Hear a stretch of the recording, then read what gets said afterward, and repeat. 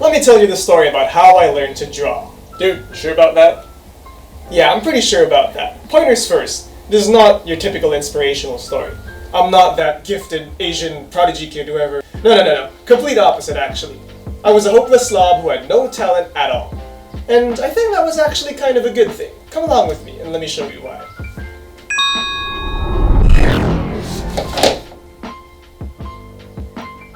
So this was me in preschool, and even then, I already sucked. Check out my signature style. Boxes for bodies and curled up little sixes for arms. So this was supposed to be me. And I gave myself an imaginary best friend too. Cause when you're a little kid with no friends, you kinda have to make your own up. My best friend was a walking house on legs named Saddy. That's spelled S-A-D-Y. I don't know where that name came from, but now that I'm looking at him again, sad is how I feel. And why is the question I'm asking. Why did I fill so many pages of these notebooks with monstrosities like these? And the only thing different about them were their facial features. And by facial features, I mean the number of lines they had on their faces telling you how many eyes they had. Fast forward to grade school, and you probably think I would have gotten better by now, right? Nah, I got worse. I regressed into stick figures, the most basic form of art. Check out these comics I used to make. Meet Ninja Master and Big Eye Guy. See, what I do is I take sheets of paper like these, and I draw lines over them to separate the frames. But really, the only lines I should have been drawing were lines straight over everything I was making because they just didn't deserve to exist. I mean, here I was making these knockoff comics, thinking I was some kind of genius. I continued in these delusions until I met Jasper. Jasper! Man, these guys' drawings were insane. I'd take one look at his notebook and go, whoa! Because while I was stuck with Ninja Master and Big Eye Guy, this guy had dragons, or robots, or stick figures who had faces with anime eyes, which was just a revolutionary discovery to me at the time. And I got kind of discouraged. I was thinking, man, why am I not as good as this person? Why am I not this good? So I figured I'd challenge myself. I'd find out if I was good enough to draw. I would draw a fire-breathing dragon, just straight out of my head. So I put my pen to my paper, and I did it. But I ended up drawing a dragon that looked like it had fire breathed onto it. Burnt to a crisp, this guy. So, after I decided I was hopeless, my parents thought they'd help. They sent me to this art school, which seemed pretty legit. I mean, they had this 8-week program that took you through different mediums like oil pastels and watercolor painting, acrylic, that kind of stuff. Even that wasn't enough to fix me. I spent every single one of those 8 weeks on shading because I just couldn't get it. Mr. Art Teacher, when are we gonna work on something else? I've been shading for 6 weeks already. Yeah, just keep working on that shading, sweetie. I mean, in hindsight, that school was probably trash, but I think the utter trash level of my skill and lack of talent also contributed to how little I learned there. So I didn't touch art again for a really long time after that. I pretty much accepted that I was not gonna get anywhere doing this and that I sucked. I just quietly envied other people who could draw really well, and just wondered, what it was that they had that I didn't, that let them take their pen or pencil, whatever, put it on the paper and make something nice. Oh well, people had their talents, they have theirs, and I have mine, and that is not something that I had. But fast forward 10 years later though, and something got me back into it. It was digital art. I got really into digital art, and by getting into it, I just mean looking at it, okay? Not making it, because still had no talent. But I found myself wishing that I wanted to fill the blank spaces on my walls with them, but not those that I just downloaded or whatever. I wanted to actually make them myself, be proud of these creations on my walls, and actual good-looking ones, not crappy stick figures and crispy dragons.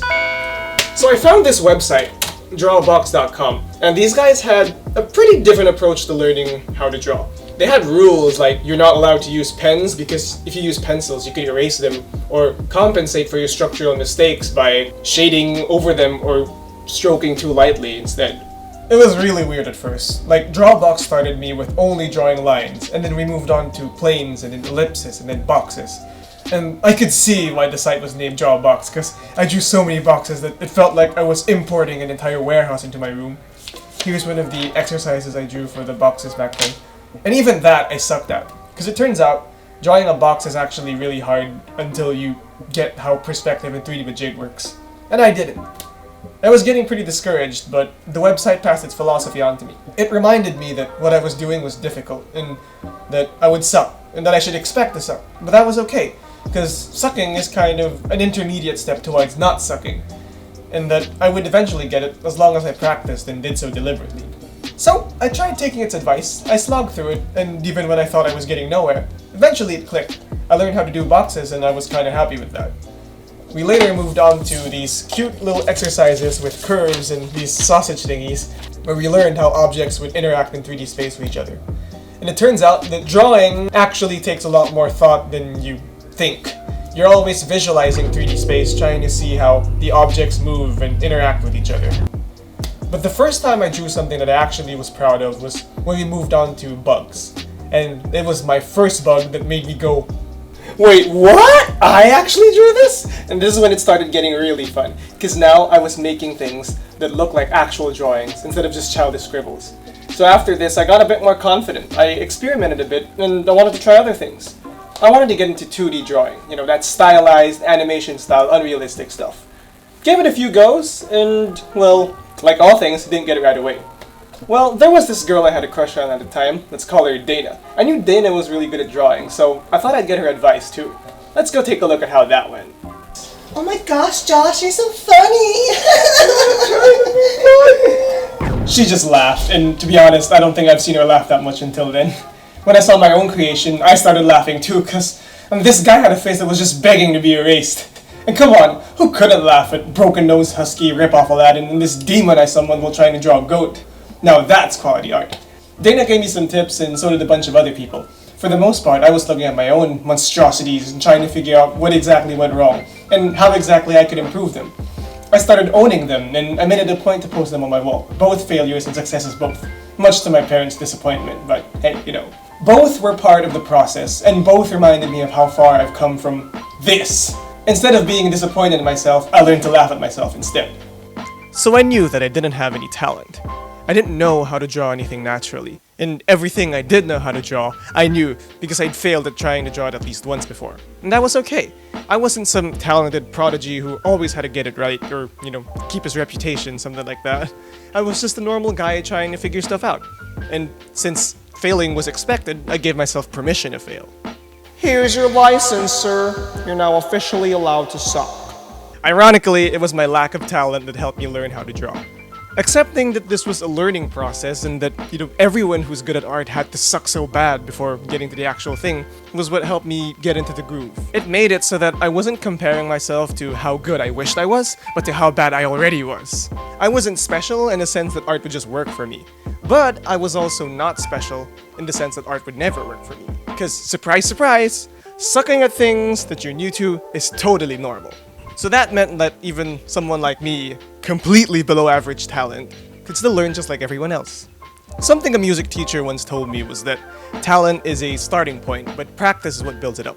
Conscious, deliberate practice, where you really try to identify specific things that you want to improve on, and then work on exactly those. Until you get it right, or good enough. Since the part where you suck is a non-negotiable part of your journey towards not sucking, it's best when you can laugh about it and enjoy that time while you're there. That's the hidden upside of having no talent. And if a talentless hack like me can learn how to draw, then it probably means that you can learn pretty much anything you want to get into. Expect to suck, and enjoy it. And remember that even though you might think that you're stuck really bad right now, you're definitely better than you were before you started trying. This video was in the longer end, so if you're still here, I want to give you a high 6 for making it this far. Thank you so much for watching this video, and I sure hope you enjoyed it. So if you're new to my channel and you're checking it out right now, you might find that this is the only one there, because, well, this is the first one. But I promise you, don't worry, we got more coming in soon. So let me step aside for the corporate pitch sales guy to give you the rundown. Yes. Thank you very much for watching. Please subscribe and click that bell button down there. Yes, it's been a long time. Is that what they say? Don't forget to smash that like button. Yes, thank you very much. Well, you heard the guy, so go ahead and do what he says. Thank you, guys. If y'all have any stories of learning a new skill, feel free to drop it in the comments below. I'm pretty sure some of you have stories that are even funnier than mine. Do leave a comment too if there's anything else you want to hear me talk about. But until then, this has been Josh Boop. I'ma see you soon, Booper Bloopers.